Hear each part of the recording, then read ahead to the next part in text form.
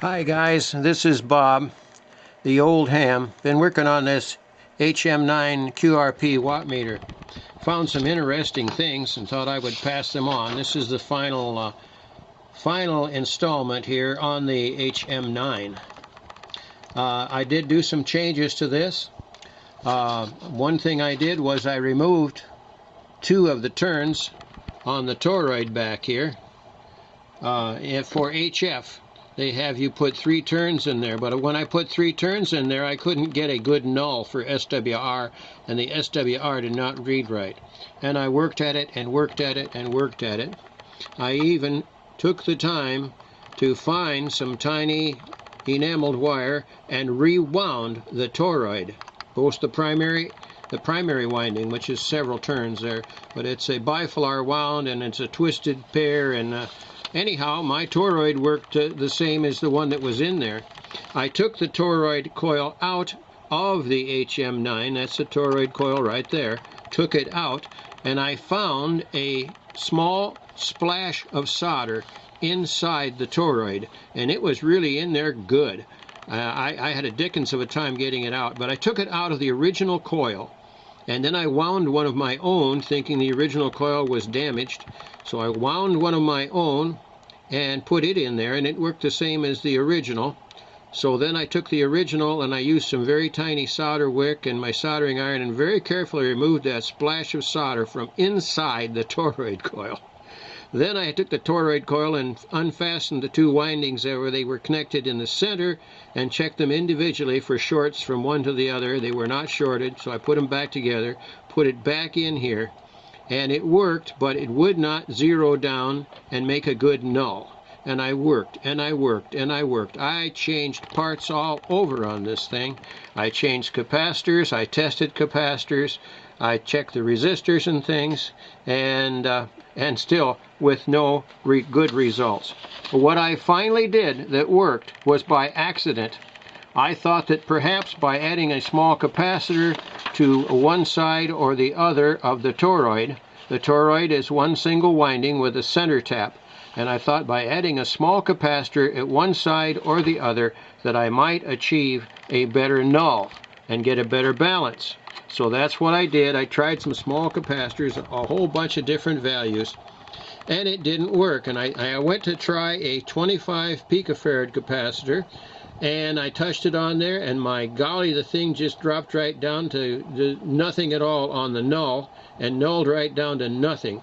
And I thought, oh boy, I found it. Then I looked at what I was doing, and I was actually putting that capacitor completely across the coil. Not on one side like I had thought. I had it from this point here to that point there. And I thought, oh my golly. So then I tried some other capacitors, varying values, all the way up to 56 picofarads and all the way down to about 5 picofarads. 25 worked great.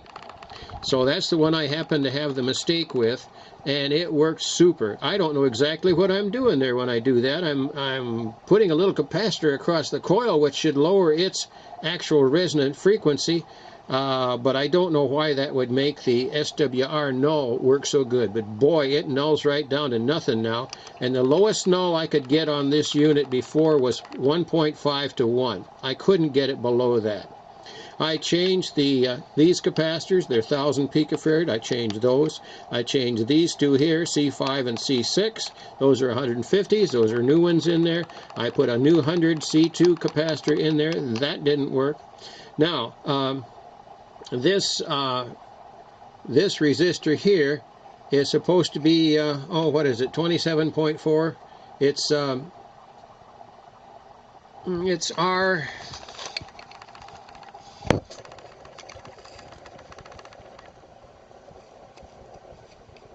well, it's on there somewhere, R1. Oh, that's R1. Yeah, so I made up a resistor out of 2 resistors, and got it right on the money, because I didn't have a 1%. So I got that right on the money as for R1. And that's supposed to be, for HF, is supposed to be, where are you at, R1? There you are. Yeah, 6,240 ohms, 1%. So I changed it. Oh, I see, yeah. And then they went to 6340. it was a change in the service bulletins, a service bulletin change for that resistor. So this one here has got 6340 in it, but I understand that they also then went to 6850. So anyhow, I added these two resistors together here, a 5600 and a 680, and I got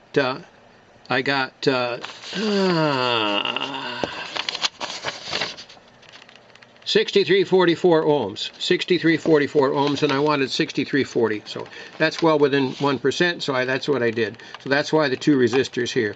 Anyways, another thing I did too here, this is the resistor that sets the full scale for the wattmeter, and you adjust that on the 5-watt scale. Well, you adjust this one, excuse me, you adjust R6 here to set your 5-watt scale. I'm using a bird wattmeter with a very accurate slug, so I know I set it right. So what I did is I put in exactly 5 watts, measuring it with the bird wattmeter using a Yaesu FT857 as my transmitter, and I have it turned down to exactly 5 watts. And so I set the meter at 5 watts on the 5-watt range, flipped it to 50 watts, increased the FT857 to 40 watts, and then I have this little pot I put in here. This is a 50K pot. You could put a 50 or 100K. You may notice I have this in series with a 15,000 ohm resistor. I don't think that would be necessary, but I already had the resistor on the board. So anyhow, I just put that in there. It's just put on a couple of wires, and you can adjust it with a little screwdriver, and you can set your high range, your 50-watt range, right on the money by using the little trim pot, and you don't have to have the 1% resistor. So that's another thing I did on this. So made some changes here, and worked on this little SWR bridge wattmeter. Okay, now, and remember, I have the 25 picofarad capacitor. That really improves the null, and that capacitor goes right from this point to this point on the toroid underneath the circuit board. I just tacked it on the circuit board on both sides of those two toroid windings, and boy, does it null nice now. And let's see, got that.